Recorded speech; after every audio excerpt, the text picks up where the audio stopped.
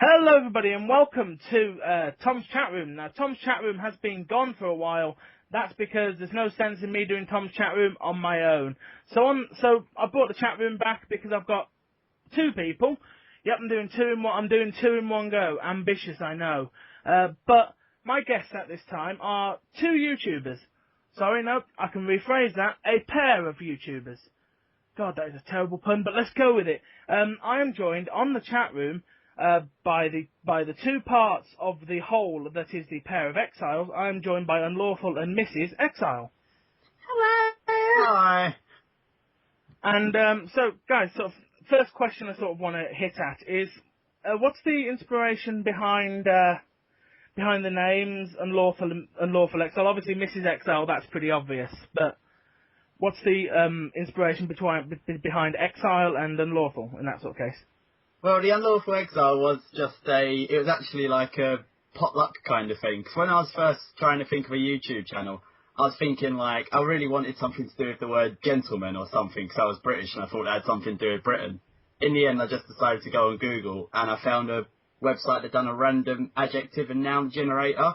Clicked the generator and the first thing to come up was Unlawful Exile, so I stuck with it. That's kind of cool, you know. I have always sort of tried to work out what it might be, you know. I mean, because obviously exile, the word sort of links back to sort of like it's a criminal kind of thing, isn't it? Exile from a place sort of thing. Yeah, and the Unlawful doesn't help that either. Yeah, and the fact that the picture I can see for your Skype thing looks to be some sort of bandit. Well, it's like a skeleton bandito kind of thing. It just looks like a Mexican bunny to me. I don't know. It's one of the first things that came up when I typed in Exile into Google search. Well, you two are obviously more so known for your YouTube channels. I say channels because there's three of them. So sort of, when did you start up your YouTube channels and sort of why, to say the least? Wow, yours must have been... Mine's about 2 years old now, over 2 years old.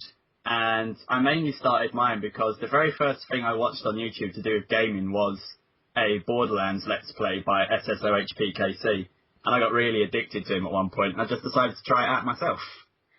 Mine was a lot more simple. Mine's only about roughly just over a year old now, and a pair of Exiles is not even a year old. That's quite a new channel. But pretty much I just looked at his channel and he kept posting to me at work before we were together going, oh, I'm a YouTuber and I can do this. And I just thought, challenge accepted. I could do this too. So I took on the challenge and made my own channel. So what was the first thing that each of you sort of did with your channel, so to speak? When you sort of set up your channel, were you thinking, I'm going to do game Let's Plays, or did you have a different pipe dream for your channel in the early days? Mine was always gaming. I'm actually a massive vlog fan. I watch a lot more vlogs and skits than I do actually gaming, but I'm actually a better gamer than I am as a person on camera, so I decided to go for that approach. I'd rather be behind the scenes rather than on the camera, so it was more for me in that sense. Yeah, mine I very much had in my mind, like, right, this is a hobby, I do what I want, and that's how I generally like to run my channel. Obviously I do series, like LPs and stuff, but if I get tired of recording a certain LP and I want to record something else, then I will. I'll just record something else because it's something I enjoy doing, and I'll come back to that certain LP when I'm good and ready.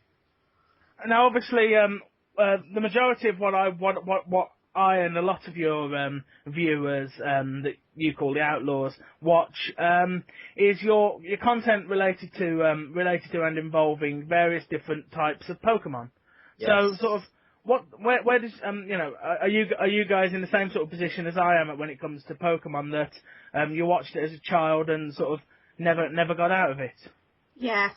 Very much so. Yeah, I think Pokemon started when I was about 8 years old, and I was hooked on it from then, and I've never not watched Pokemon since. I'm a massive fan of the original 150, and I'm slightly anti Let's Evolve the Pokemon, but I've got to admit, I do love it. Even if I do like protest against that they've taken it as far as they have, I still love playing it, and I love everything about it. So Yeah, and it looks like a lot of people out there love it too. So as long as it likes getting watched and we like playing it, it's all good.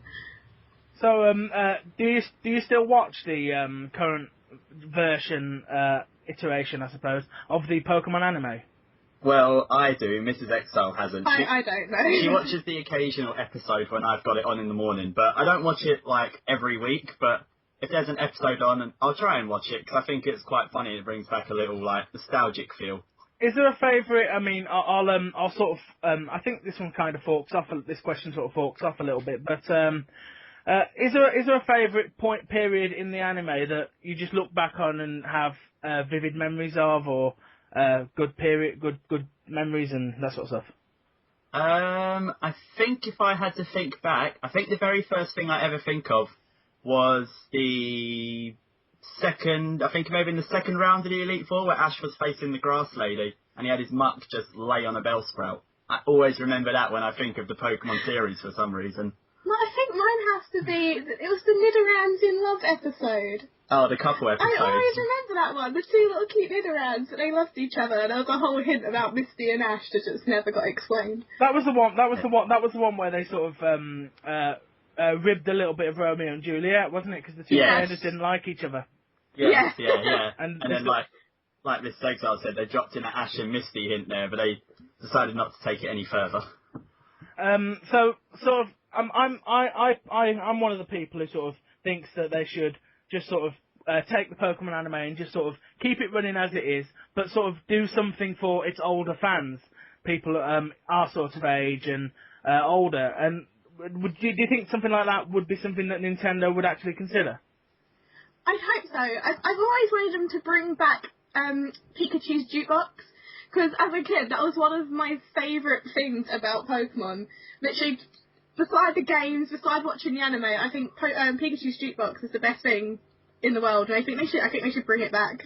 I think, in my opinion, I don't think Nintendo would ever consider it, but I don't know if anyone knows it, but the Pokemon actual manga for it is a lot more adult than the anime, and it goes like, it's very much like, people like get hurt in it, and gym leaders are evil, and all that kind of stuff, and it just makes it like that little bit extra plot twisty and interesting to older generations, I think. Because I do recall it being a lot more hard nosed than it was back in the day than it is now. I mean, Brock was a serious antagonist for 2 episodes, and Team Rocket actually scared us, you know.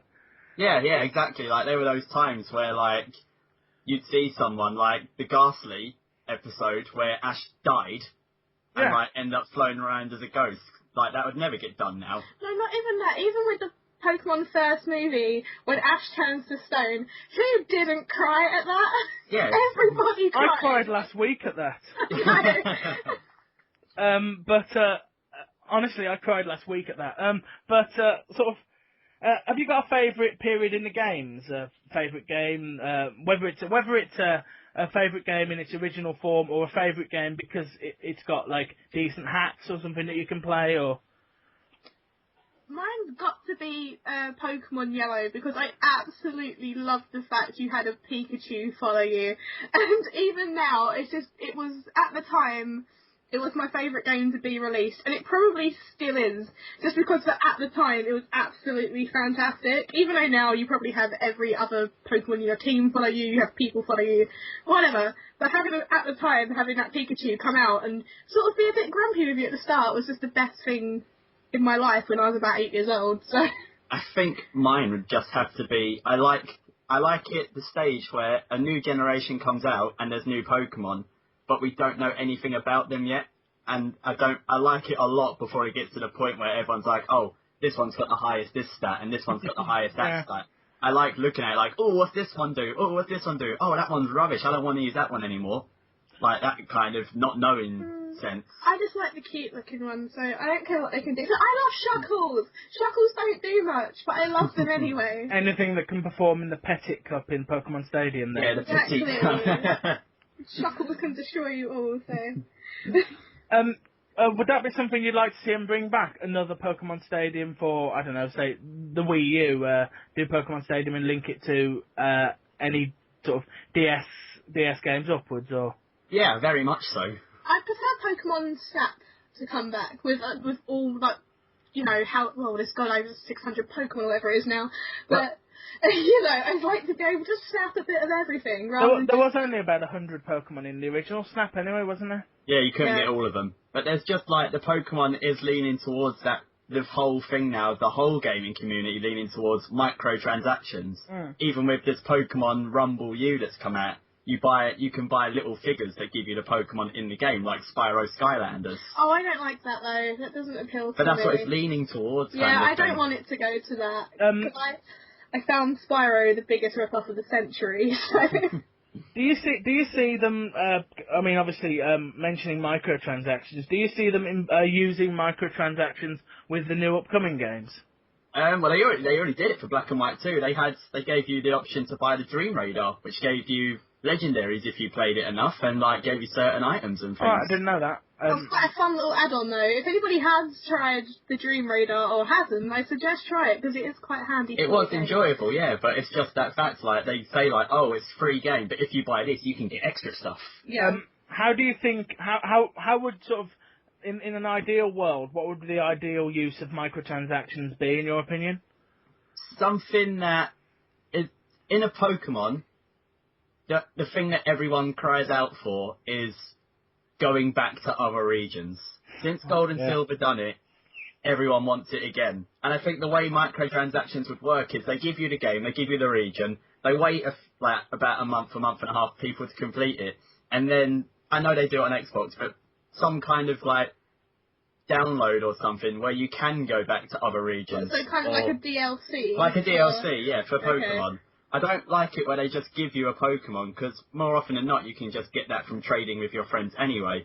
But something extra to the game, like going back to Kanto or meeting Ash or etc. etc. So like, give us a tenner, we'll unlock Hoenn. Give us, £8, we'll unlock Kanto, and yeah, that kind of thing. I know they did the whole do you know, like, the achievements, or what are they called in the new one? Medals. Medals, yeah. They did the medal things. I'd like to actually see proper achievements put in. Okay. And I know I'm going back to Xbox. I love the Xbox. I'm going back to Xbox achievements. I'd like to see proper, like, you've caught or however many Pokemon or Pokemon of one type, or rather than, you've linked up to Wi-Fi. Here's a medal. Yeah. You've walked 15,832,950 steps. You played your game more than 3 times. Well done. Yeah. I'm kind of with you. The achievements or medals should be actually something worthwhile, but something that's actually difficult to do. But do you think would you be with it if they did something along the lines of, you can buy stuff on microtransactions or trade in so many points for medals or something? So if you're like a super gamer who works your proverbial backside off and gets all the medals, you can pretty much have all this cool stuff for free. And if you're like me and terrible at the games, you buy it. Would that be something that? Yes, I think if you're going to get it for free, I think you should earn it. So, yeah, if you're going to sit there and play your ass off at the game, I think you deserve to get it for free. If you're going to maybe not be so good at it or not play it as much and maybe be a little lazy about it, then yeah, buy it. I'd probably be the person to end up buying them, but, I probably would waste my money on it as well. So yes, I'm one of those easily drawn in people. But you do get the gamers that spend half their life on it, and if they're going to do that and give up all their free time playing it, then yes, get given everything. Yeah, my brother recently bought an old Game Boy Advance SP, and he got some of the Pokemon games with it, and I just loaded them up and thought I'd harvest them for whatever was on them for my Soul Silver, Heart Gold, my black version. And I looked at the guy's save file and I thought, hang on, this doesn't look right. So I looked again, and I sort of took it in for a second, and legitimately he'd put more hours into it than I knew existed. Well, I had a friend who, I think, because there was such a big gap between Pokemon Diamond, Pearl, Platinum and Black and White 2, I think he sunk about, last time I saw his game, he had 99 hours sunk into Pokemon Platinum. I've had, the highest I've had is actually Pokemon, but it rivals my Final Fantasy X.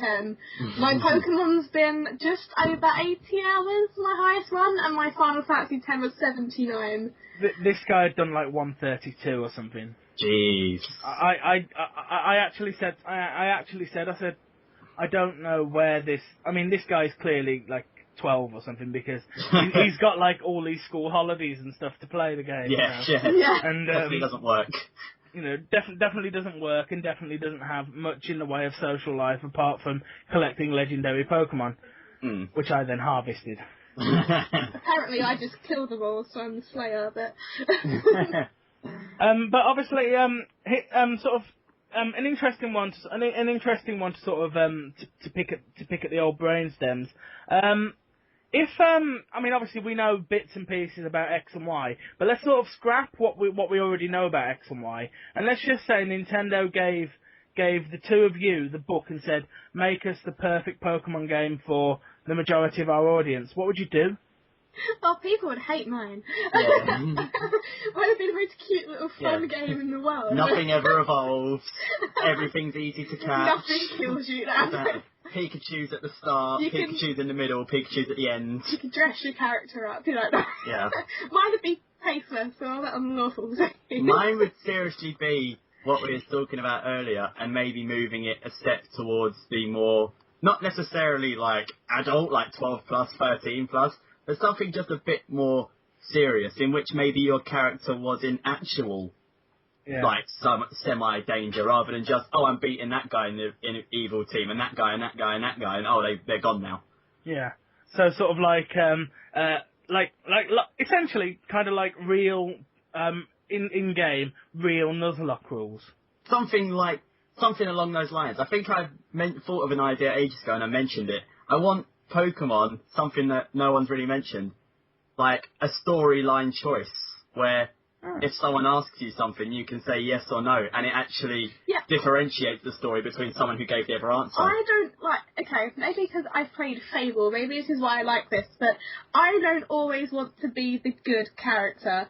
Yeah. I maybe want a little evil, twisted little git of a character. Someone no mercy. I'd like to have the choice of would you like to save this person or drown them, you know? Well, not drown them, not Pokemon, but like something like help them or let them fend for themselves kind of thing. I'd like some evil choices. Yeah. And I'd like my Pokemon to turn evil with me. Maybe get some red eyes and some, I don't know, something along those lines. I would absolutely love, and I have played a ROM hack of, I think it was Fire Red, a ROM hack of Fire Red, that was you and you joined Team Rocket, but it was so terribly done. It was. Yeah. It wasn't what I would have envisioned joining Team Rocket, because it was sort of like you're just playing the Pokemon game, and in between going to the gyms, you nip back to the Team Rocket headquarters, say hi to Giovanni, and he says, yeah, go and meet this dude in the next town that you're going to anyway, and he'll tell you to go and like beat up on some child or something. And you'll go off and do that, and then go and get the badge, and then go back to Giovanni, and rinse, repeat. Yeah. I think you've played that. I done it. It's Pokemon Foolaging. It was good, like you said, but it not exactly. When I was very similar to you, when it said join Team Rocket, I thought something very different.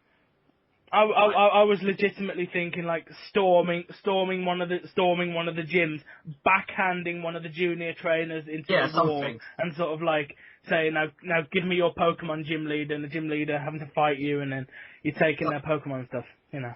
I think you should have it like as you walk into, like, you address the person, rather than your Pokemon comes out as you, and you can either have like the choices of run away, backhand to face, you know, or something like, I don't know, just inflict pain on them somehow with your actual character, rather than just go, hi, yeah, I beat you up. Go away now. Point handgun. Yeah, you know, give me your money. Because obviously, you know, I'm certainly with the whole, you know, let's have a sort of a more adult Pokemon game, and I don't mean along the lines of, you know, meet this female gym leader that every 12-year-old boy has fantasies over, and then sleep with her or stuff. I mean along the lines of sort of, you know, you beat a trainer, and like, oh shit, you know. Instead of like, oh, this is wonderful, you have defeated me. I'm so happy in defeat. Something just a bit more edgy and realistic. You could beat them, but just be like, give me your money. Something a bit more edgy. Instead of them being like magnanimous in defeat. Yeah, or even, not even edgy, maybe something just neutral. Something that's not positive. We could do it, like, Pokemon meets Grand Theft Auto, and we could go around stealing people's bikes. bikes and I don't know, beating people up for their money on the street. There is a sort of Grand Theft Auto-y kind of Pokemon hack, but again, it's been done quite terribly, because I'm playing through it at the moment. It's Pokemon My Ass version, which is like a parody of Pokemon. But it's a parody of Pokemon, I think, intended to take the piss more than anything, because it's got stuff like turning Brock into a transvestite, Erica's a nudist, Blaine is into rap, Giovanni deals hemp and runs a chikorita farm. And it's that sort of stuff, and it's kind of like, whilst that's really, really funny, I've got mostly through it now, and I'm legitimately thinking, I've just got to beat the Elite Four now, and then I can move on to a series that I'm actually enjoying playing. Yeah. That's how I feel with Pokemon Ash Grey. I'd always wished for a Pokemon game to follow the anime, and I found one, I played it, I'm slightly unimpressed. And it's slightly disappointing.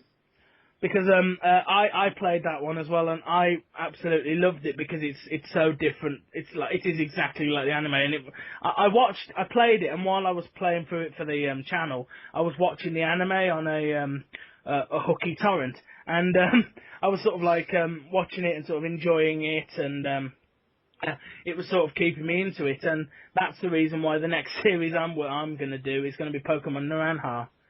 Oh, I've heard about that as something it's awesome. Quite recently, not recently come out, but something that's got a bit more limelight recently.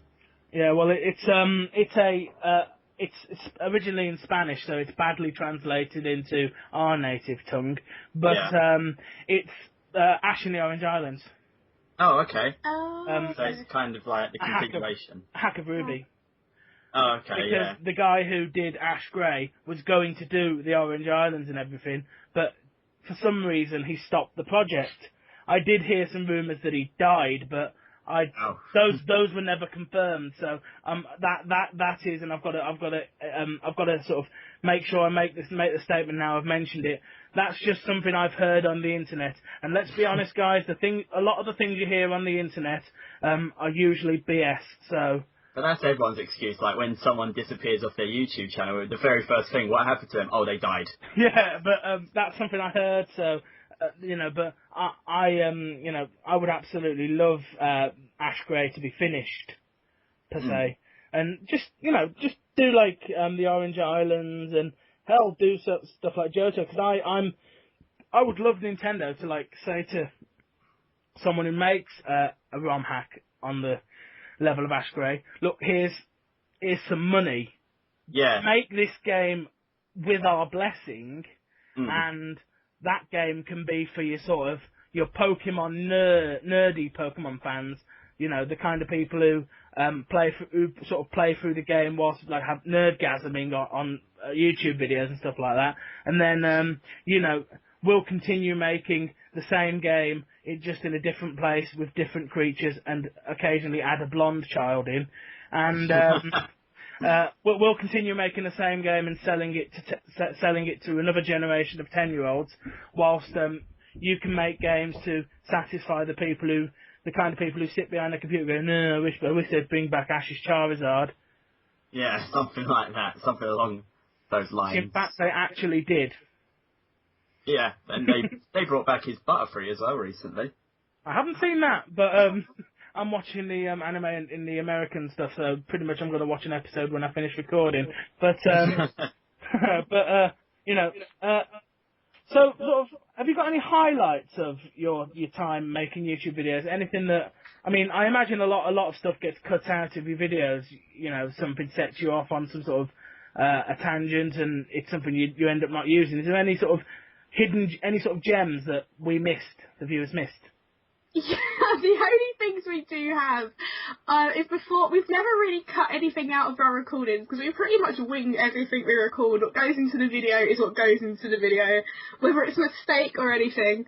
We don't actually do much editing in that sense, but we do have some really, really funny moments before we start our recordings that never get quite caught by the recording. and we wish they had, because we could make some amazing bloopers out of these. It would just be random rubbish that we're saying, or stuff that we say after the recordings, or even maybe some phone calls we get in between. But I think one of the most recent ones was we went to start a recording, and you was practicing, and you went, "Hey everyone, welcome back to Naruto Shippuden Ultimate," and then you caught yourself and nearly cried. Yeah. There's so many games I've just got confused. Like, we'll be recording black and white, and I'll introduce, like, welcome to Pokemon. I don't know what we're playing anymore. Yeah. you just sort of complete brain fart, and you know. Yeah, oh, in a monotype run, I mean, welcome to Pokemon Nuzlocke. This is not a Nuzlocke.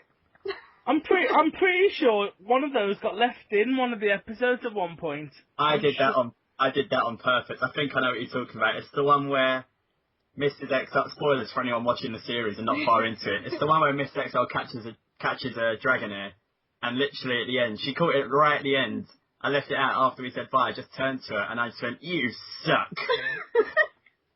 And I left it in just because I thought it was funny enough to stay in. And it kind of fits the back and forth sort of one-upmanship that you're doing in those double series. Yeah. So I'm out to win. So sort of, what was the where did you get the inspiration to sort of do? Because one of the first channels that I saw to do the sort of the versus battles was the Pair of Exiles channel, because I'd never seen that before. I'd only seen sort of people doing one man. So sort of, where did you get the inspiration to do that, or am I just sort of being an idiot and everybody does them and I'm just not watching the right places? The first one I think we saw was a person that we still kind of talk to now, who's called Galactic Elliot. He was doing a Pokemon Emerald randomised Nuzlocke, and if you search that, I think his one is the top one to come up in YouTube still. And he was doing it with his friend, and we saw it, and we actually asked him, we said to him, "Would you mind if we done pretty much the exact same thing? Like, me and Miss Exile played a game, Pokemon Emerald randomised Nuzlocke. That's the first one we done." And that's generally where we got the idea from it. Who knows where he got it from? He gave us the go-ahead with it, and then it actually started to become a channel after we literally just posted it to both of our channels to start with, because we didn't know whether it'd get watched, we didn't know what would happen with it. Then we got really annoyed with having the co-op channel, like the co-ops on our channels and both uploaded at the same time. So I got the bright idea to go, right, let's start a third channel and stick them on that. If they don't pick up, they don't pick up, but they're off of our channels, and it actually did really well. Yeah. And people liked watching them, so we carried on with basically every game we could think of as a co-op. So sort of, is there sort of a game that you've started playing for recording and just thought, do you know what? I don't think I'm with this, and sort of cancelled the series or something. Go on, what's yours? So one of our co-op ones actually was Portal 2, because we both not smart enough to finish it, so we had to abandon that one. I've also abandoned Alice in Madness. I've abandoned Pandemonium. That's a really old PlayStation 1 game, but I abandoned that basically because the PlayStation didn't want to carry on with it. They didn't want to emulate it. I've also stopped with, I did a little bit of Mass Effect 3 multiplayer and decided not to carry on with that. I've done a few things. I'm doing the Naruto Shippuden, and I'm actually up to the last episode of number 3. I haven't abandoned it, but apparently it's starting to get flagged as a copyright. I might have to abandon that, which I was hoping not to. But if I have a game and it's just not running smoothly, I tend to just go, okay, no, I'm not going to do that. It's just not entertaining. Well, how much time have you got for me abandoning stuff? Yeah, you think I'm bad. Off the top of my head, I can just think of Borderlands 2, which I just lost interest in. I didn't think it was as good as the first one. Mafia 2, which really got on my nerves. I can't believe I stuck with it for so long. Croc 2, the same problem with Pandemonium. The PlayStation was just being funny to record with. Kingdom Hearts, I wasn't happy with how I was doing it, so I just stopped it, and I plan to redo it at some point. Gears of War Judgment recently, I want to finish it, but it's just so disappointing compared to the other ones. Dragon Ball Z Budokai, which didn't really have a story, so I don't count that one, because it was more just like, right, this is this character, and this is this character, and this is this character. So I've done a fair few, because like I said earlier on, I just run it as, if I'm enjoying it, I do it. If I stop enjoying it, I'm not going to do it anymore. Now, obviously, I would expect the question you guys are asked quite a lot is how you sort of make your content. So are you guys sort of all for going through your setup and how you go about making your different things? I'll field this one because I plug most of it in. The way I started off anyway, I had a Dazzle and I used my inbuilt laptop microphone, which sounded like I was in a static tornado. In an airplane. Yeah. On an airplane. And then on top of an airplane. And then eventually I upgraded to a Logitech headset, which Logitech's a knockoff. Which pretty much ran me for a while until I got my blue snowball, and then we upgraded to the HD PVR, and that's pretty much what we still use now. We use the HD PVR for Xbox. We have Snowball for our microphone. We use Fraps for the Pokemon stuff that's on the anything that's like emulator, or when the few times we record Google Chrome or whatever, that's Fraps as well. And that's pretty much it. We don't use loads of high-end technology and loads of different programs that I see so many people do. We got a few programs and they work. Yeah, it's pretty much sweet and simple. Yeah. Do you record your commentaries live? Always. Yes, always. The only few videos I can think of recently that I haven't done live is my Pokemon Showdown, but that's because I wouldn't be able to do them live, because I have to. I just can't record when it's not live. I get sort of a flow there when it's live. I can talk for Britain in normal conversation. As soon as I know I have to be talking for some sort of reason, I can't get a word out. So it's better if I'm live. Yeah, well, I sort of go a bit 50-50 on stuff like that. Anything I record from my PlayStation, I do mostly in post, based simply on the fact that the computer I record on can't handle running both at once. Yeah, we've had similar problems. I'll stop it. If the computer could speak, it's like, I'll stop it. Stop pushing me so hard. Well, just thinking back to something similar like that, I don't think you would have seen it. I don't know if I told you about it. When I used to record Gears of War 2 with our friend, Nostalgic Taz, the way I used to have to run it is because I used to use my laptop for everything. I used to have to put a guitar, 2 hardback books, and my laptop upside down on top of all that, just so it was nowhere near anything, so I could get air from around the room. And I had to have a little mini fan blowing into it that was far enough away from my mic so it wouldn't pick up, just so it didn't overheat and die. Wow. I love of recording. Yeah, for the love of recording. And I used to sit there and record, this is back in the days where I didn't do parts, at the end of a part, it would still be me talking, because I just record constantly for 2 hours. And I do all my recording in 1 day off, and then I won't have to record again for 3 weeks. Yeah, I've been doing that with one of my series, to be honest. Yeah, you just sit there and do it all, and then you think, right, that's done for a month. It's what we do in some of our Pair of Exile videos, because we know full well people are going to comment things that we know we cannot do for about 4 episodes time, because we tend to just pre-record all of it on a Sunday. Yeah. So we do about 5 or 6 episodes in a row. So each episode we'll be saying, don't tell us this, we can't change it. We can't do anything about it, yeah. So, obviously, I don't know where I want to go next. So, have you met, obviously, when you do the sort of stuff you do, you obviously must get talking to some of your subscribers and people who watch your videos and sort of, have you actually made any friends from this kind of stuff? We have, yes. We've met them a couple of times now. There are actually another 2 YouTubers that we see quite often. They've actually come to a few conventions with us, things like Eurogamer, things to do with YouTube. They've also come to a couple of anime events with us and things, and that's their channels Ozzy and Ali. Ozzy and Ali, Ozzy and Ali, and that's you may know as Ozzy is so cool. And Ali's her boyfriend. They've started up a partner channel, but we've actually met them, become good friends with them over that. But we're also meeting another lot of YouTubers at another event for the second time round. So that'll be good, and also a lot of new faces and a lot of subscribers have said they're going to come because they want to meet us. So that'll be fantastic. But it is quite a social thing, which is lovely. Have you got any sort of what was the question now? Have you got any sort of interesting stories? Because you mentioned going to conventions. Any interesting things that have happened at them? Any sort of disasters or anything that anything interesting that may have happened while you've been out on the road, so to speak? I think one of the ones worth mentioning was one of the funniest things I've seen to do with meeting a YouTuber in real life. And we was meeting one of our friends, and he said to meet us outside of Earl's Court, where Eurogamer is. And we was thinking, oh God, how are we going to know who he is? We don't really know what he looks like. All we've got to go off with is his Twitter picture. We found him because he was wearing the same shirt as in his Twitter picture. It was fantastic. Also at that same event, it was quite funny. Yogscast were there, and we knew they were in the building, and it probably took me about a good 2 to 3 minutes to realise that I was standing in front of Dave Chaos. Yeah. And I was sort of just standing there looking at him, and everyone sort of nudging me and pointing, and I'm like, what?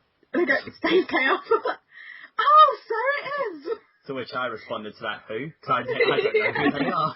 I had that exact thought when she mentioned him. Yeah, I said, who? They're Yogscast people. I do know some of the people. I have heard of some of the people from Yogscast, I think. But well, I think they're from Yogscast. They put Yogscast in some of their names, so I assume so. You'd assume so, yeah. Actually, today I was in the same house as Sonia from EastEnders, and I didn't even know it was her until after I left. You probably wouldn't, because she's lost like a whole person in weight. She has. She looked fantastic. Now I know who she was there. She looked fantastic, and I was like, oh, so it was. She has legitimately done. She is legitimately one of those. You know, sort of in those like weight loss catalogues, you see those before and after pictures, and in the after picture they're wearing the old trousers and they're like a tent, and they're pulling them out at the front. Subway Steve, basically. Yeah. Wasn't it Jared from Subway? Jared, that's the one. I just called him Steve. I don't remember his name. And sort of like Minecraft Steve. Yeah, Minecraft Steve. Everybody's Steve. I imagine Minecraft naming their main character Steve has annoyed quite a few people called Steve. Yeah, it's just easy. It's just a name that's easy to go with when you don't know someone's name. What's their name, Steve? I know a couple of people who got really annoyed when UK TV Gold. That is a really UK centric reference that only people in the UK will get. Yeah. But they called it Dave, and I remember at the time when they did it, because I was sort of thinking, you know, why the hell have they called it Dave? And legitimately, this was their press release. Well, everyone knows a bloke called Dave. Exactly, yeah. Dave. Exactly, everyone knows a Dave. Seriously, that was their point, and I was sort of thinking, that's actually quite good. Yeah. You know, I've never seen Dave and going, hey look, it's called Dave, let's watch Dave. So sort of, is there any sort of you guys must have some sort of interesting story from different things that you've done, and you know, any sort of interesting things that have come up in the comments on your videos? Because I mean, the YouTube comments for YouTube comments as standard are a hive of scum and villainy, and you know. Yeah, very much. You do get. There's a lot of good, and then for every 10 good, there's always that one bad that occasionally rears its head. But we get a lot of things have happened through YouTube comments. Like recently, just through YouTube comments, we've started talking to Hardy Tech Yo-Yo because someone commented on one of his videos saying, "Oh, you should do a series with Pair of Exiles." And just like that, we started talking to him. He's a fantastically funny guy. Yeah. I'm trying to get him on one of these. Yeah. He'll be hilarious. I sent him out the invitation at the same time as I spoke to you two, so I'm hoping I can do that one in the next week or so. Yeah. Because obviously, what I try and do with the chat room is just sort of get interesting people on who've got interesting stuff to say, and just to sort of have a sort of a good chat with people. You know, that's all this one's about. And you know, I just sort of I've had so much fun doing these. You know. Yeah, they're great fun. But yeah, I'm completely at a loss now. I've actually run out of stuff to say. That is not good. That is not good for YouTube. Seriously, I usually go for about well over the hour on these, but you know, you've been really concise. But hey, you know, it's sort of some people go for it, but sort of so what was your favourite Pokemon game growing up? I mean, is it a different answer then to what it is now? Well, mine growing up would be the one I remember most, other than the original trio, because everyone remembers the first time they played the first three, would have to be Pokemon Ruby. I think that's the one I remember most of all, because it was the one I got when I was at about 10, 11, and it's the age where you properly get in to start doing like some gaming stuff. Now, mine was Pokemon Yellow growing up, but recently, literally the first time I ever played Emerald was when we did the Nuzlocke co-op, and I actually really liked it. I actually got a good attachment to Emerald. Can't really say that I'm a massive fan of the newer stuff, because I think Pokemon's starting to include too much into it. I think it's getting a little overloaded just for a simple Pokemon game. I like it being simple. But yeah, I really took a shine to Emerald, so... Has Pokemon changed for you playing it as grown-ups, playing it as adults? That you now understand all of that stuff about IVs, EVs, and stuff like that. Whereas when you played it as a kid, you literally just sort of, your Charizard with like flamethrower and all the most powerful physical attacking moves you could give it. And now it's like you've got a Charizard with Sunny Day and like Solar Beam and stuff like that. Has that changed Pokemon for you? Well, I went for a stage. I literally skipped a lot of Pokemon games.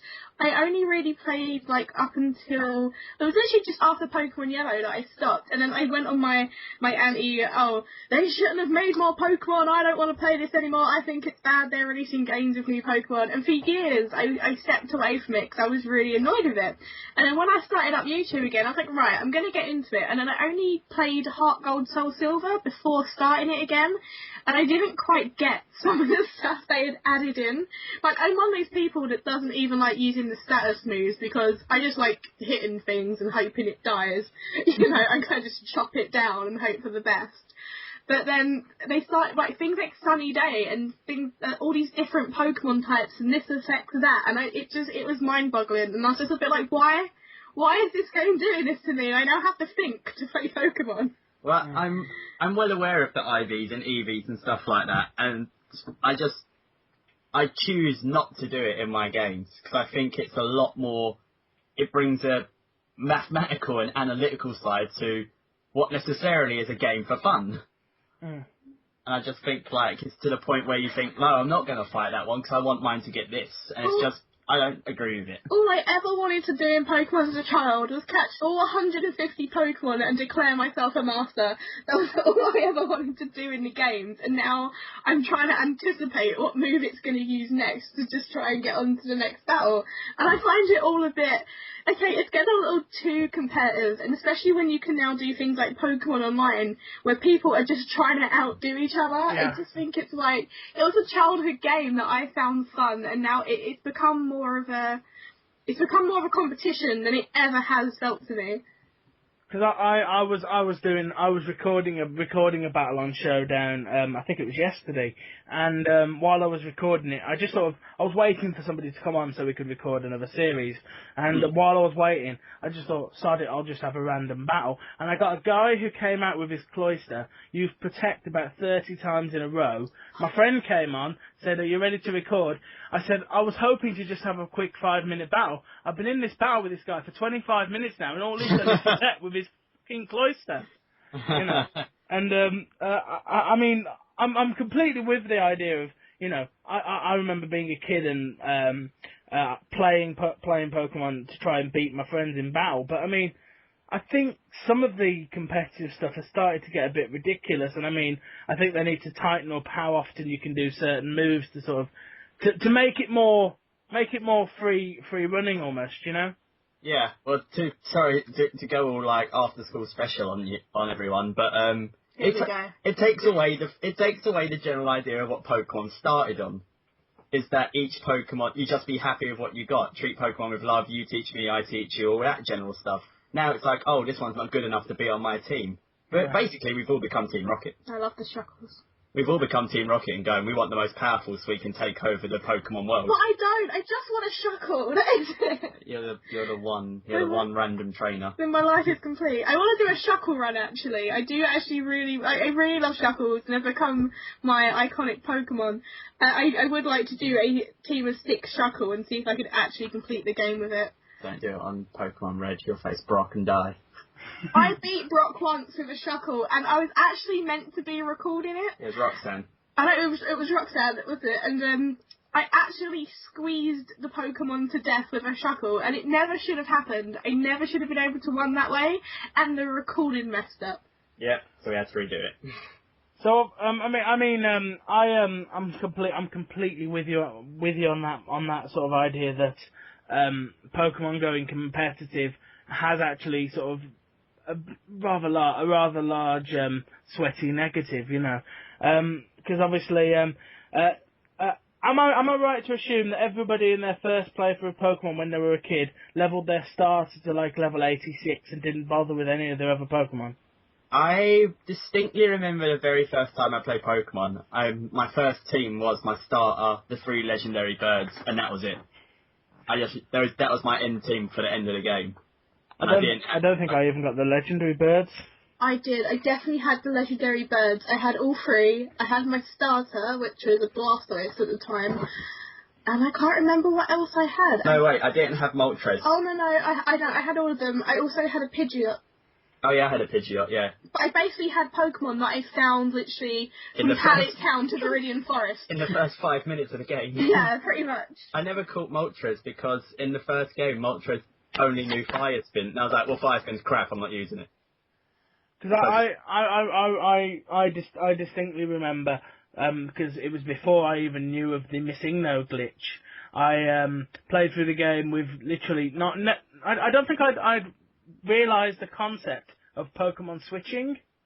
Yeah. So I literally sort of, I go into battle. Oh, look, here's my Squirtle, because I started with Squirtle as well. Everyone sort of says, it's sort of it's a myth. Everyone seems to talk about that. Well, everyone started with Charmander. We all know everyone started with Charmander. I didn't. And I never picked Charmander.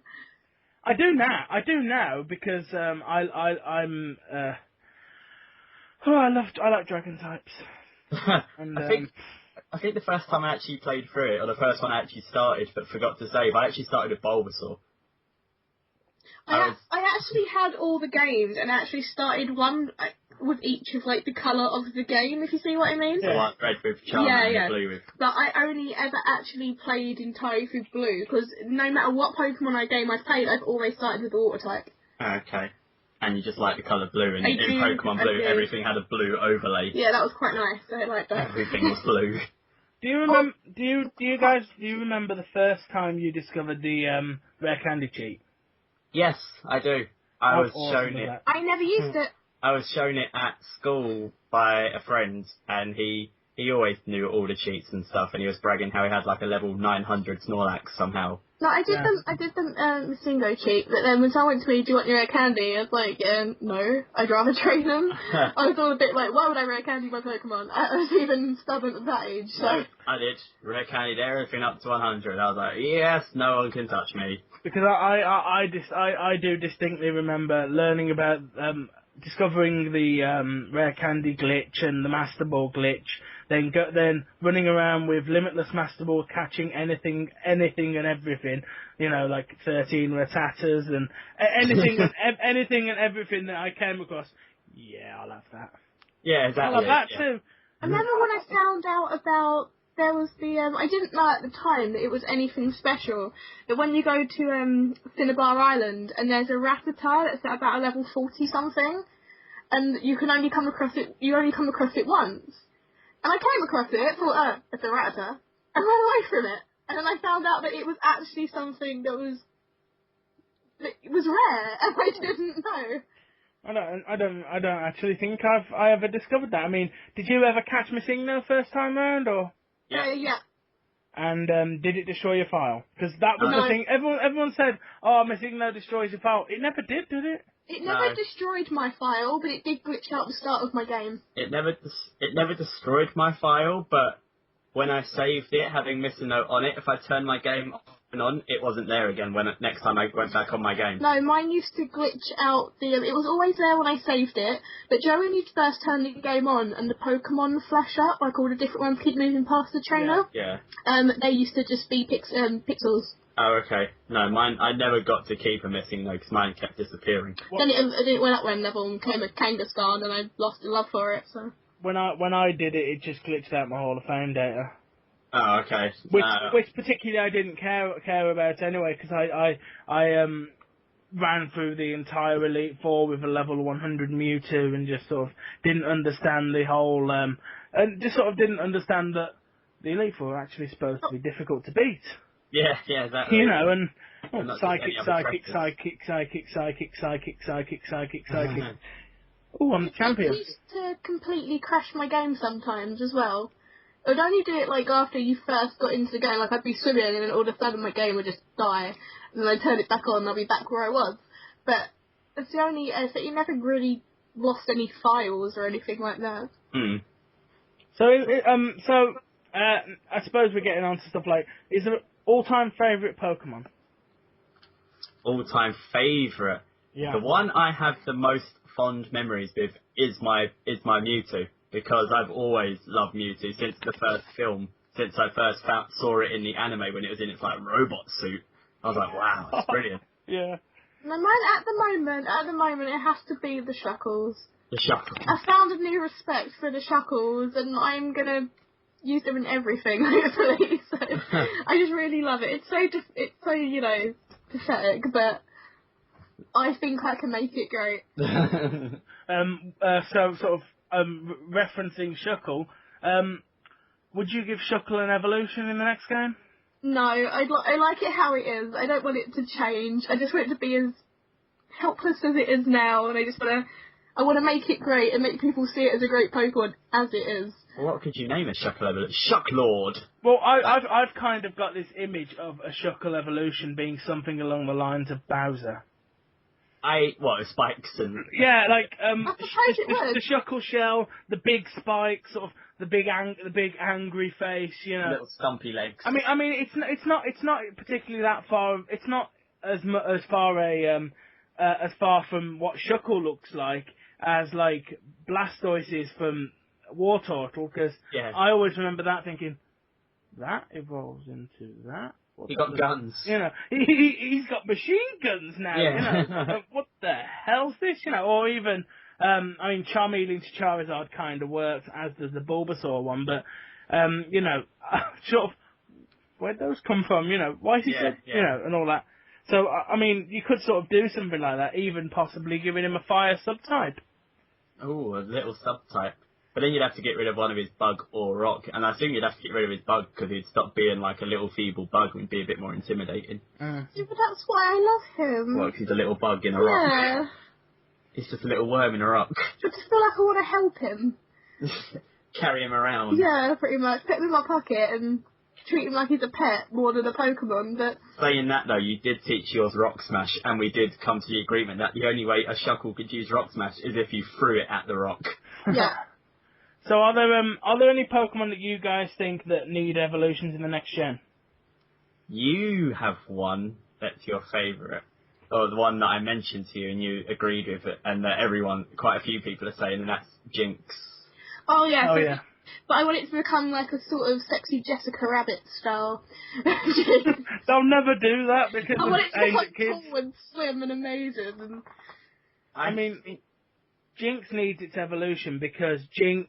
I've always looked at. I remember.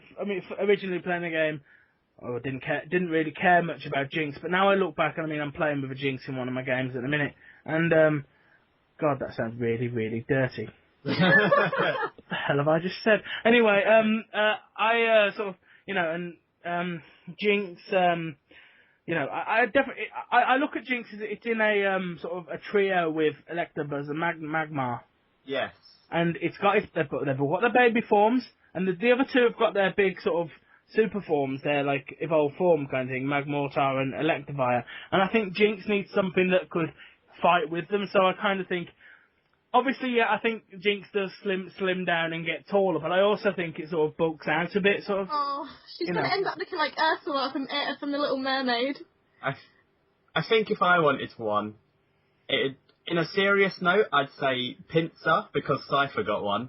Oh, he did, didn't he? Yeah, Pinsir needs one. But in... Taurus should have something. Yeah, but we've already had Bouffalon, so... That's something I've heard people talk about, the Taurus and Bouffalon thing. Would you write in an unevolved form that can evolve into both? Maybe. That could work. So like some sort of like a baby bull kind of thing. That Like, if you do this to it, it evolves into Tauros. If you do this to it, it evolves into Tauros. If you take it to a disco and listen to Axel F on repeat, it turns to Bouffalon. Yeah. Well, like Tyrogue does, so if it has like higher defense, it's Hitmonchan, higher attack, it's Hitmonlee, and balance becomes Hitmontop. I kind of think you do something like you've done with the Hitmons with something else that. And you can link up Sork and Throw. Yeah. But as I was saying, like, the Pinsir one, but in a silly one that I was thinking of the other day and, like, I just thought was quite funny, is an evolution for Ditto, and just call it Dit2. What, the Dit2? Yeah, Dit2, because everyone's always saying, oh, Ditto is a failed Mew experiment, so I thought it'd be funny to make, like... But what would it look like? Would it just be like a jelly cube? You know, you got Mew and you got Mewtwo, why not Ditto and Dit2? And it'd just be like, it'd be like a flattened Mewtwo. Like, it'd have like a purple tail and be like white. But would it still look like jelly? Yeah, and it'd still only know transform, but I just think it'd be funny if it evolved. On mentioning Mewtwo, Mewtwo got a new form, evolution, a friend. What do you think about that? It's awful. I don't like the way it looks, but I'm not one to judge a book by its cover. I don't like the way it looks, because it's almost a direct rip-off of Frieza from Dragon Ball Z. But other than that... You got that the wrong way around. Mewtwo's the rip-off, and then the new one's Super Boo. He's got the tail on his head. Yeah, that's right, yeah. Yeah, Yeah. I just don't like it. Why would you change Mewtwo? Mewtwo is probably one of the most iconic Pokemon. And now they've just gone, right, let's change it. Why? It's worked so well all this time. Why would you want to change that? I don't know if they've said anything, but it looks to be a form change. Yeah. Or is it an evolution? I heard it's a form change. Yeah, but I don't think he needs to change his form. I don't feel there's a necessary need for them wanting to do that. I hope it's a form change in the way of, if it, like how Giratina is, where if it's holding an item it changes form, not in the way that it's going to change form whether you like it or not, or it's going to change form whether it knows a certain move or not. Like, I'd prefer it if it was like, oh, you can have it like this, or you can have the old one, but it makes no difference to stats at all. I recall somebody saying, I mean, before anything was said about a form change, I recall somebody saying that it could be something linked to the DNA splicers that we had in Black and White 2. That's a good idea. And they could sort of play it up that if you sort of splice Mewtwo's DNA with something, you get Mewtwo in the game, and sort of in order to beat a particular enemy, because it's like ungodly powerful or something, you sort of have to modify Mewtwo so that Mewtwo can handle them.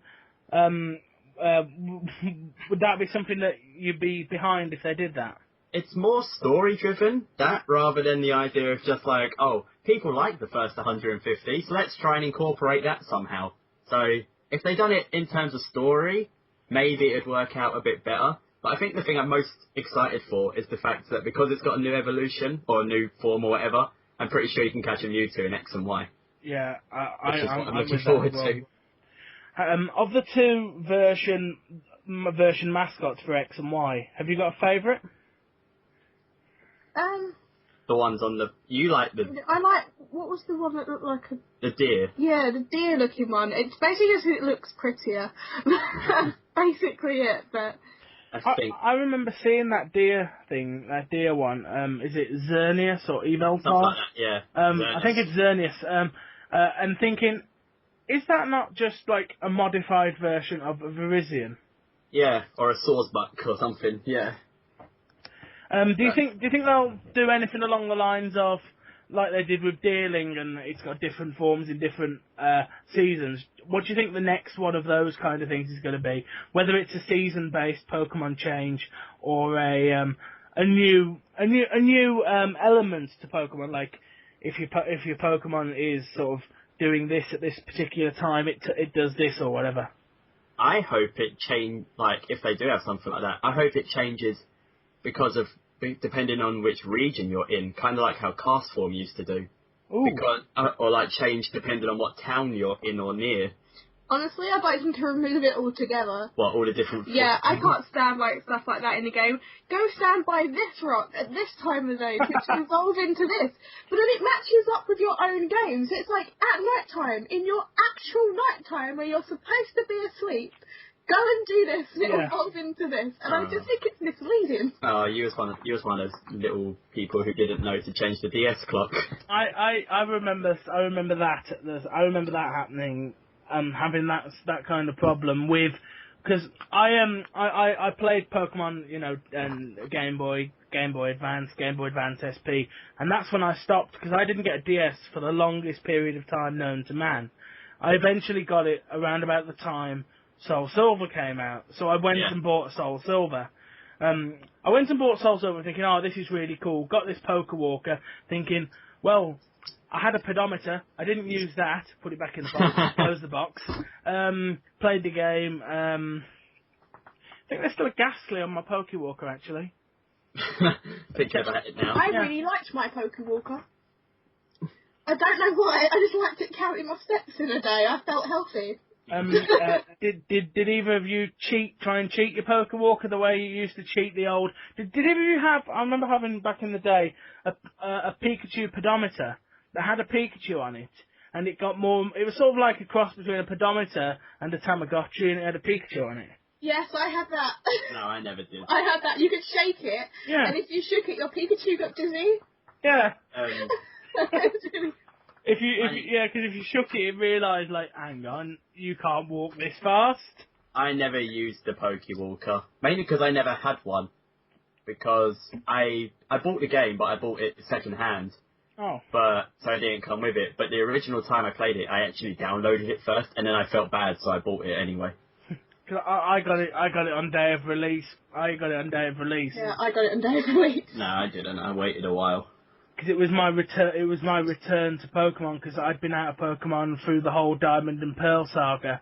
Something that I'm still yet to get into, but it's something I will get into. I will get into eventually. But so sort of, what was your favourite element? I mean, I assume you've both played Soul Silver, Heart Gold. Yeah. What was your favourite element of that game? I mean, sort of like, I love the fact that every legendary you can imagine was in that game. Yeah, there was a lot. I think that's the game with the most legendaries in it, apart from maybe Black and White 2. No, I think what I liked most about that game, there was a good link system. You could jump into, like, each other's games and things. I could never figure out how to use it properly. But there was like a little space you could go into once you completed the game. Oh, the connection bit, and the union room, or something like that. But you could sort of go into each other's. Yeah. Like, and be on their map. I don't remember that. It was really difficult to set up. It's like it's not the union thing. You go into like a little it looks like a ghost world. You're in like a little garden. And you've got to wait for the other person to link up, and you can walk through into their... Yeah, oh, bloody hell. Is that not... That's in... I'm pretty sure that's in the black version as opposed to Heart Gold Soul Silver. Oh, maybe it is. Maybe that's in the black. And it's right in the centre of the region, isn't it?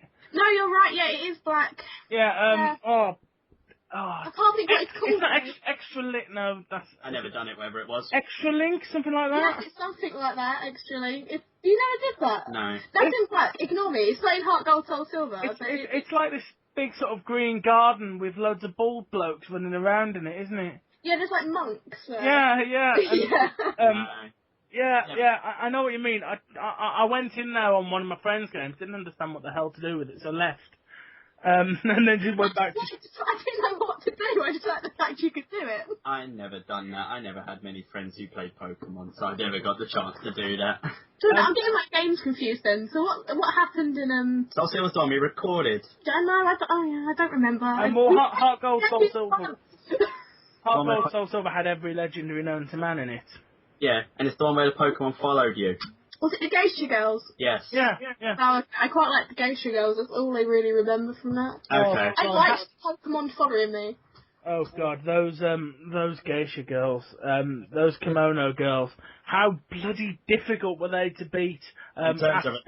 Yeah. Because after you've got all 8 badges, haven't you? And before you can go on and do the Pokemon League, you have to go back and do Lugia or Ho-Oh.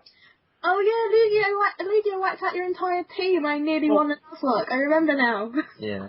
Because I remember fighting against the Geisha girls and the Kimono girls and because you've got to fight them 5 battles in a row, haven't you? And they've got different evolutions. And they beat the hell out of my team. I think I wiped it out about 30 times against them. Yeah, well, like Mr. Exile said, I had trouble with Lugia. He wiped out everyone except for Magneton for me, and I was in dire straits. I was very annoyed by it. And then you're there thinking, now I've lost the majority of my team. I've got to do the Pokemon League. I've got nowhere to train. Yeah, pretty much. The hell am I going to do now? Because that game is one of the hardest games I think they've ever made because of how little areas there is to train. There's no sort of decent training areas. I mean, I recently watched Maraland play through it, and he was saying the same thing. Look, I've lost a lot of my Pokemon against the Kimono girls. I'm going to have to train up a full new team. This series is going on standby for 3 weeks.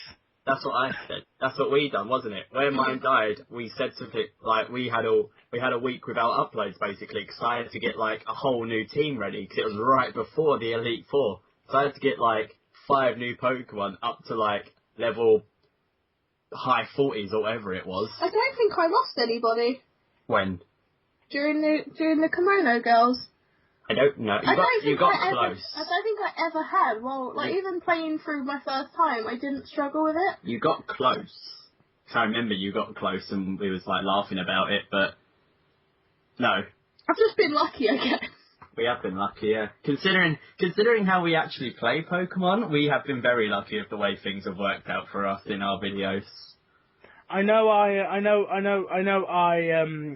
as proof of how very limited I am when it comes to playing the Pokemon games, I attempted to do a Nuzlocke, got into Viridian Forest, Nuzlocke randomised, got into Viridian Forest, a Gyarados appeared, killed everything, and I then said, look, literally this is the 2nd episode of this series, I'm going to continue the series, so I'm going to change the rules, and I'm going to make it, if I white out, I'll just go back to whatever my strongest Pokemon in the team was, and then just essentially start over with that Pokemon. And I did that about 7 times. Well, it's that can happen. You really thought you was in the one that's still going on now, Black and White 2. Mr. Exile had a Zapdos, a Zekrom, and we thought, you're set for the rest of the game and stuff already, facing a random Team Plasma person, I think it was one of the Shadow Triad or something, and it just killed Zapdos straight out. Yeah. And it's just stuff like that can easily happen. My Electrode died to a Poliwrath. Who would guess that would happen? But it did. Yeah, but even trying to catch the Pokemon, it took me every Pokeball I had. Literally on my very last Pokeball, I caught Zapdos, but then I caught I caught Zekrom in one Pokeball. Yeah. Literally Pokeball. Not Great Ball. No, it was Pokeballs. Okay. The greatest thing they ever created in Pokemon, Quick Ball. Yeah. Just made especially for the legendary dogs. But in a Nuzlocke, you never have one when you want one. No. Yeah, we find ourselves for lack of what we need in Nuzlocks, especially you with potions. So in terms of upcoming things that you guys have either recorded or things that you're going to record, are there any sort of Any sort of sneak peeks you can give to the people watching of stuff that's coming up on the channels? Yeah, we're actually going to be announcing a new series probably in the next few days. We're going to be starting up an Egglock. And we're going to be a co-op Egglock, which is slightly different, but we're going to be asking everybody to send in their random Pokemon eggs for us. So that will be fun. So for people who aren't as sort of informed on how to do stuff like that, how do they go about doing that? We will have a video up explaining how to send us eggs because we have looked up exactly how to do it, and in case we can't, like, for whatever reason in the world, in case we can't make a video about how to do it, we can link you to one of our friends, who has eggs. Like, there have been people who have uploaded how to do eggs before, and they've got videos and stuff, and like I said, it's pretty straightforward, It's pretty straightforward for the game we're planning on doing it on, so it shouldn't be too bad. It's just that people need to send us, like, save files to our to a specialised email address that we've already made, kind of thing. That's the only thing I could see people possibly slipping up on. Is it more difficult making? I mean, not just the Egglock just not the Egglock particularly, but is it more difficult to do the? Because I believe you've said in one of your videos how much harder it is to do the joint plays where you've got to sort of sync up 2 audio files and all that. Is it harder to do than your standard one dude or girl behind a microphone playing the game sort of thing? It's a lot harder. Yeah, we're quite lucky in the fact that when we do record our voices, because we're literally sitting on 2 computers next to each other, we're recording off 1 mic. So our audio is pretty simple. But trying to get 2 sets of files on the same screen that don't continuously keep crashing out on each other, that's the hardest thing about it. We have to literally keep saving the files, and when we go to render, completely close it and reopen, or we tend to just get either flashing or some sort of corruption throughout the videos. It's never usually the audio problem, but it's always usually a screen problem, which you'd never usually tend to get with just a single screen. Even just making the backgrounds, because Miss Exile makes all of the backgrounds and, like, Photoshop stuff you would see. And, like we said earlier, we can do about 4 or 5, even up to 6 episodes in advance sometimes. And once we finish recording for this possible 2 hours, we have to think back on, right, what happened?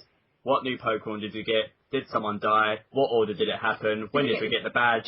Yeah. And it's just like so many times you've made a mistake where someone's like, oh, this badge isn't, you haven't put this badge in, or this hasn't happened, kind of thing. And it's like, it's not that we go like, oh, we don't care, but it's just the fact, the time it would take to go back, change all the backgrounds, put them back in, render the video, upload the video, might as well just leave it in because we know that we have the badge. Yeah. We tend to stick an annotation over it saying, yep, sorry. Yeah, and even just like syncing the audio, because the way I usually do it, I sync our commentary off Mrs. Exile's video, so I get her one synced up properly with that, and then I move my video along the commentary to try and sync mine up with the already moved voice file, and it can go wrong sometimes. So like I'll be going like, yeah, I found this, and then 10 seconds later I find it.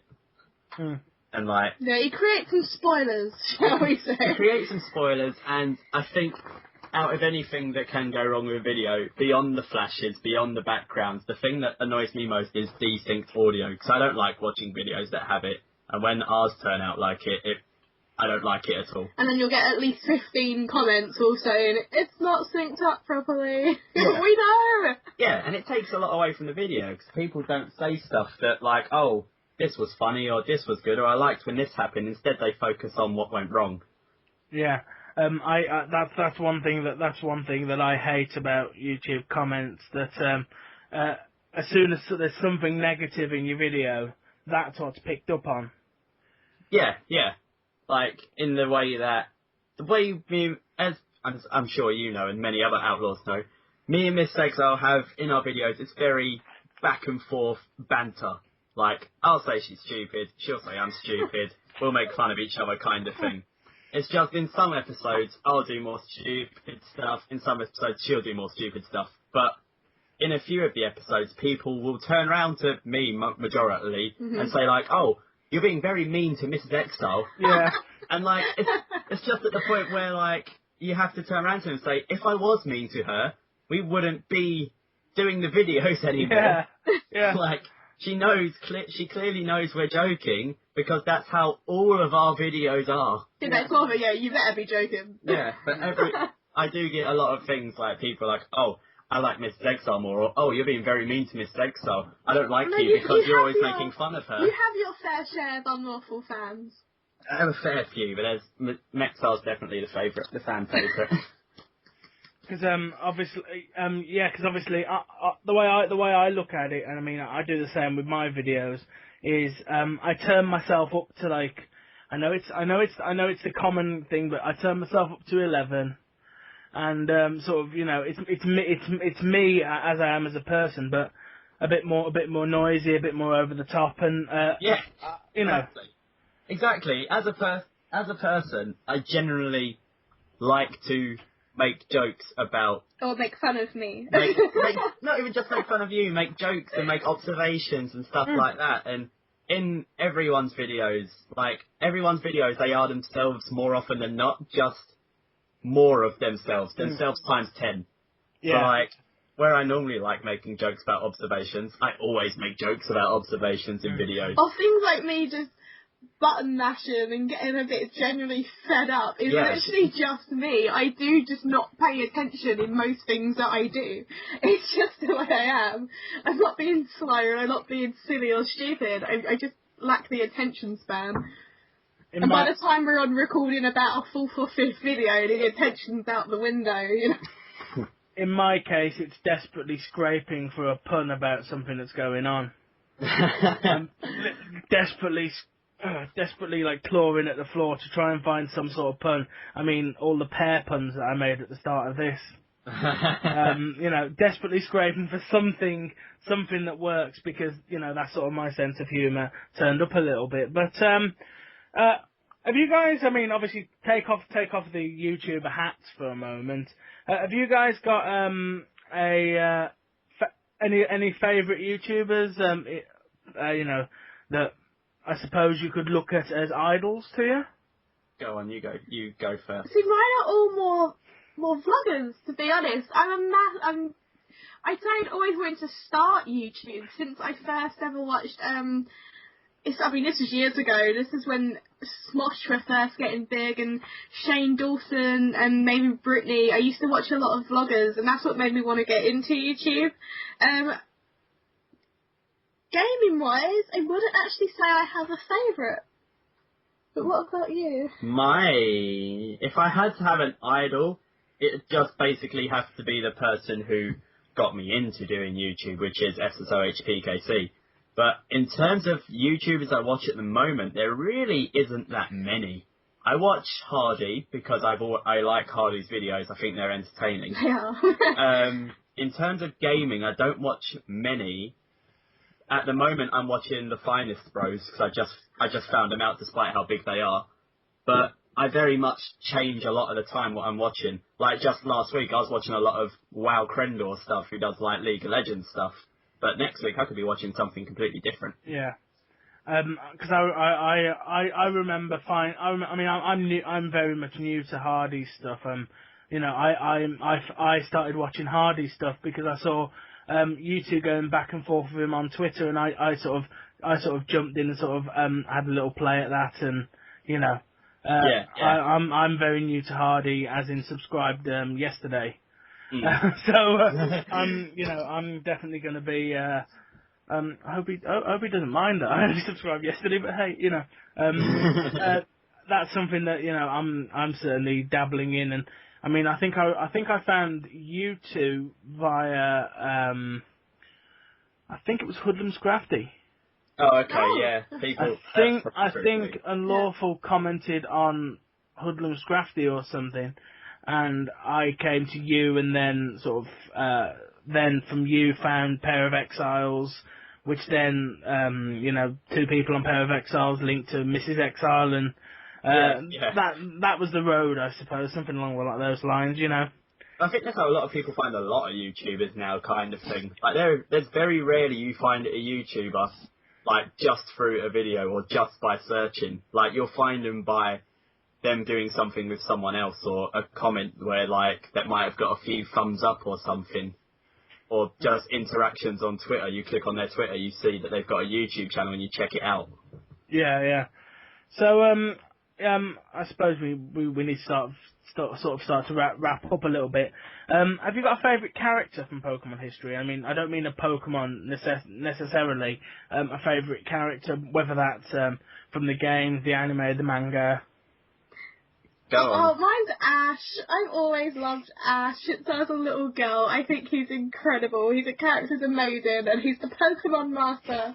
So that'll never change. I've always had a massive soft spot for Ash. So everyone's gonna hate me. Well, not hate me, but everyone's gonna think like, oh, boring one. But I've always liked, particularly in the games and the manga, Giovanni. Yeah. I've always liked Giovanni, especially his role in the manga, because it's more, you see more of him, and I think he's quite a good character in general. See, if mine wasn't Ash, it'd have to be Jesse and James, but them together.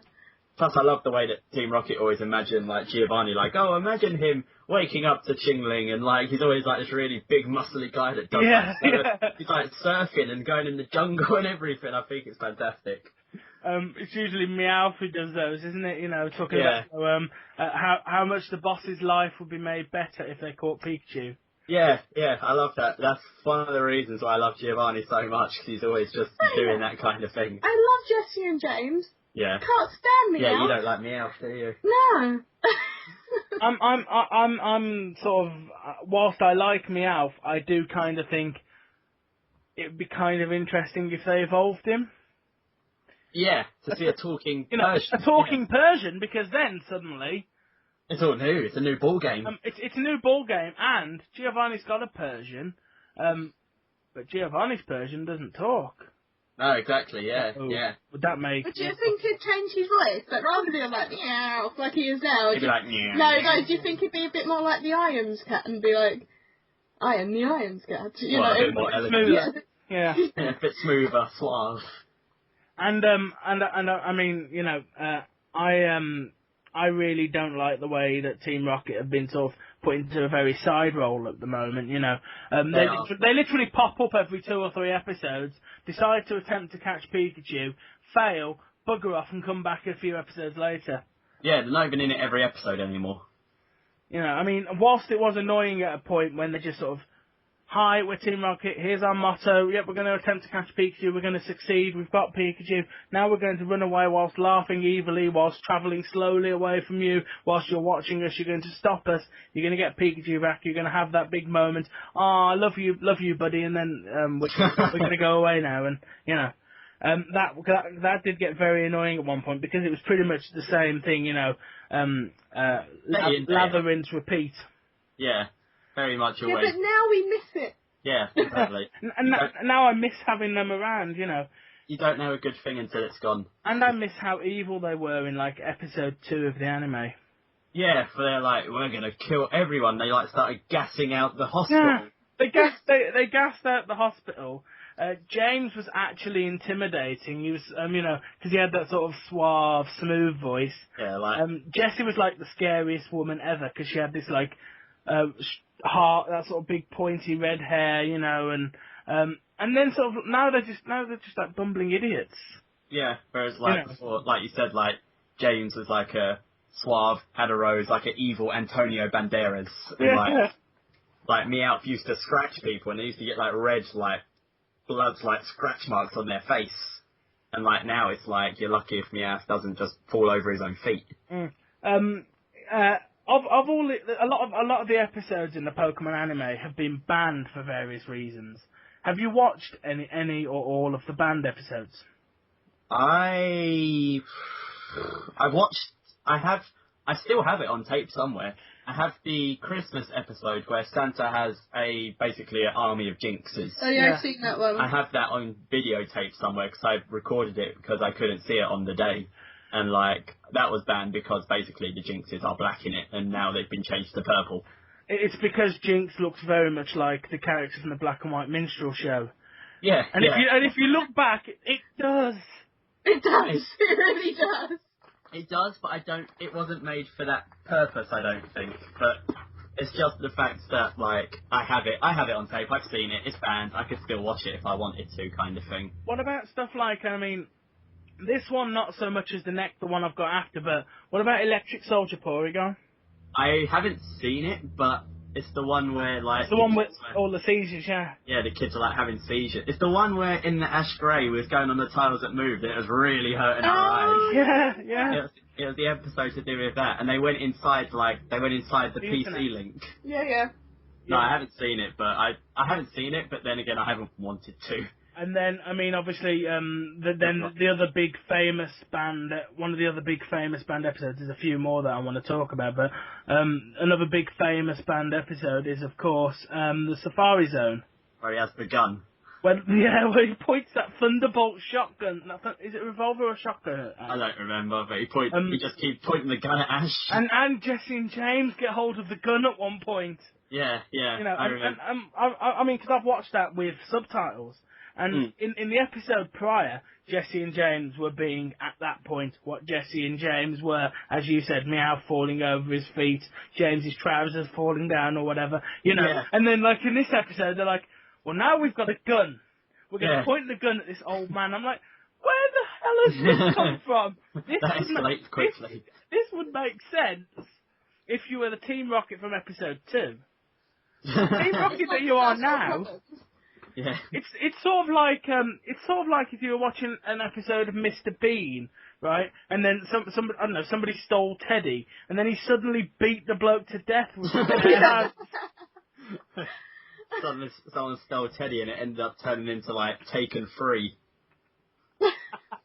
Yeah, and have you seen the I mean, there's another episode that was banned. I mean, obviously that Safari Zone episode, one thing that I hate about what they did with that is I think they should have just edited it and put it out, because Ash suddenly got 30 Tauros and it was never explained. Yeah, no one knew why Ash had these Tauros, but he caught them in that episode. But and it was a funny thing that they did with that as well. Like he went around trying to catch all manner of different Pokemon, Rhydons, Rhyhorns, Chanseys, and all sorts of really cool things. And every time he threw a Pokeball, a Tauros ran in front of it. Yeah, hit a Tauros, yeah, and that's why he got like 30 Tauros. I just don't think they ever expected the Pokemon to ever become that big at that point. So he just thought, stuff it. If there's an episode written, no one's going to care. Yeah, exactly. No one's going to look into this.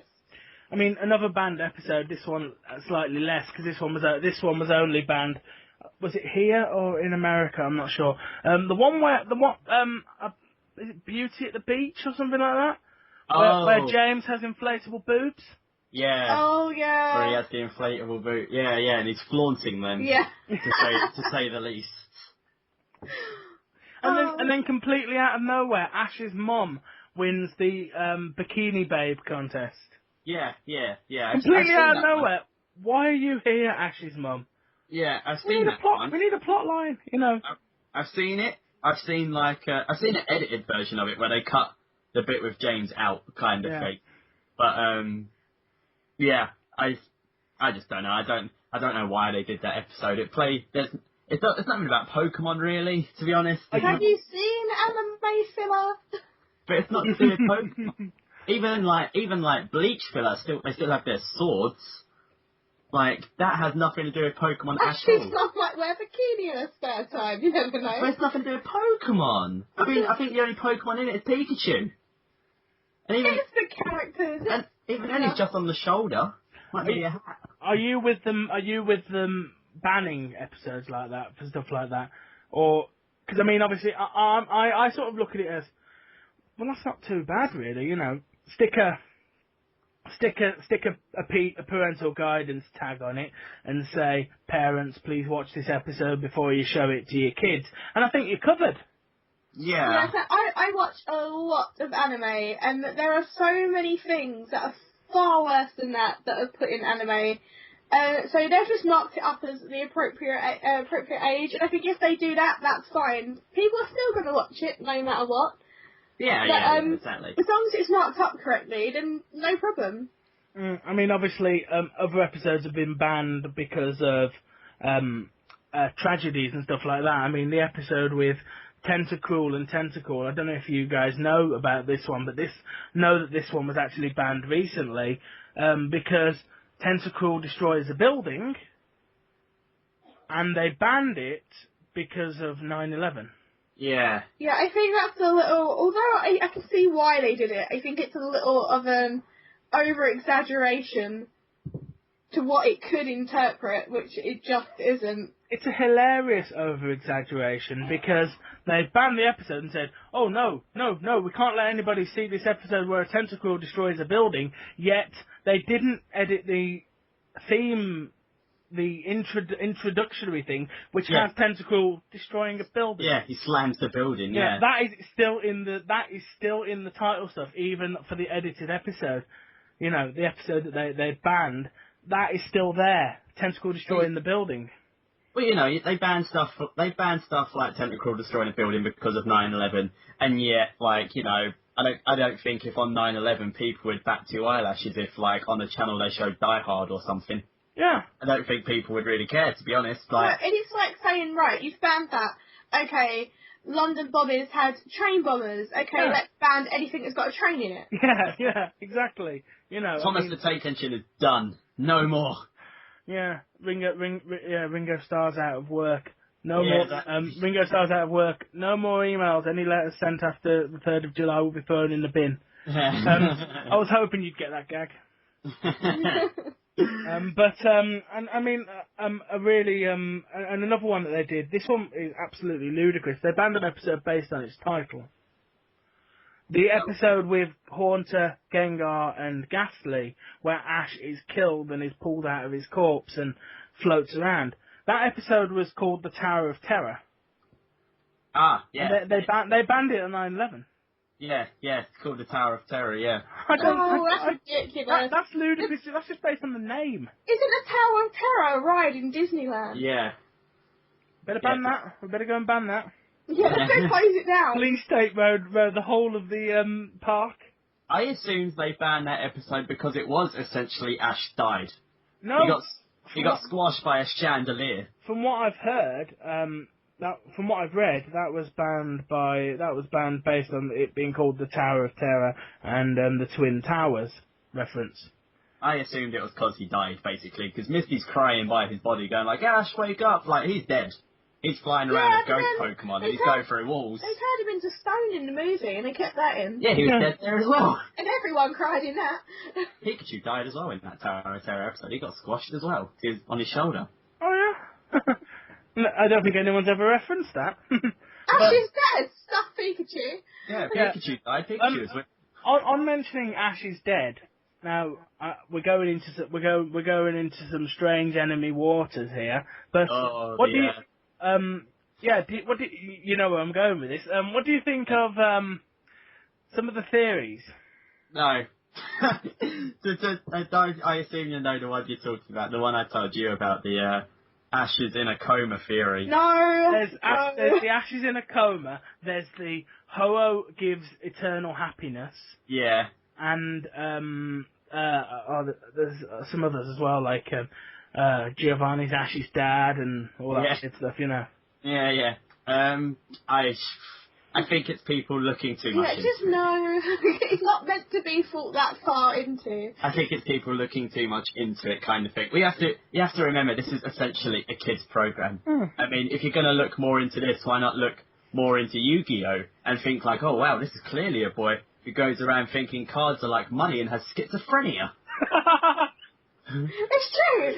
Really good, yeah. Does everyone analyses Pokemon, which is so much more normal than turning yourself into a pharaoh? I'm sorry. And your friend's not noticing that you suddenly grew 5 inches. Yeah.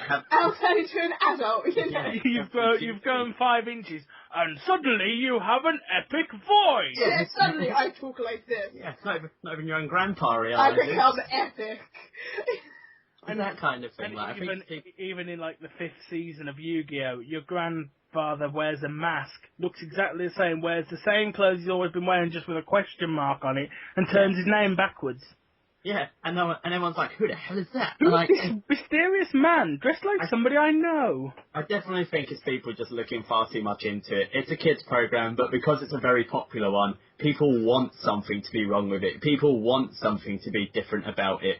I'm sure if Yu-Gi-Oh! Was still going from its original series and Yu-Gi was still the main character, people would be saying similar things about that. They want something wrong that's with a good thing. They want an edgy twist.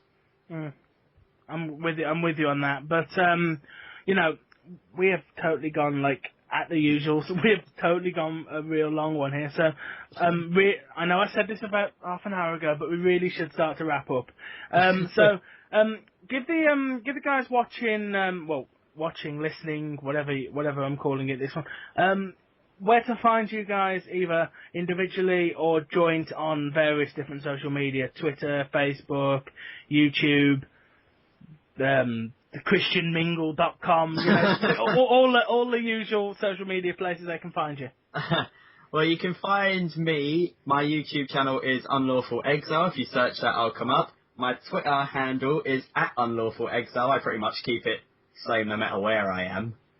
Mrs. Exile's YouTube channel is /Mrs. Exile. If you search that, that'll come up. If you search Mrs. Exile or Mexile, it comes up for either one. Yep, and her Twitter handle is also Mrs. Exile, so similar thing there. Yeah. And if you want to see joint escapades from us, you can see that on the Pair of Exiles channel, which again, if you search in YouTube Pair of Exiles, it will come up.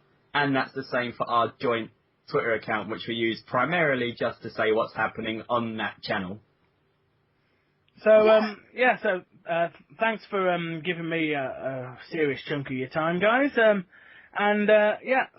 thanks a lot for that. And I'll sort of, my own little plugs need to come in, which is, you can like and comment on this video. Let me know that you enjoyed it, and also that you like the people I had on it. Find the Exiles at all the places that were just mentioned. Follow me on Twitter @TomWilliams1990. I try and reply to pretty much everything I get, unless it's from a clear spam bot, in which case I will ridicule it. Thanks for joining me on the chat room, guys. No problem at all. You're welcome. And see you and everybody watching in the next chat room. Goodbye. Bye. Bye.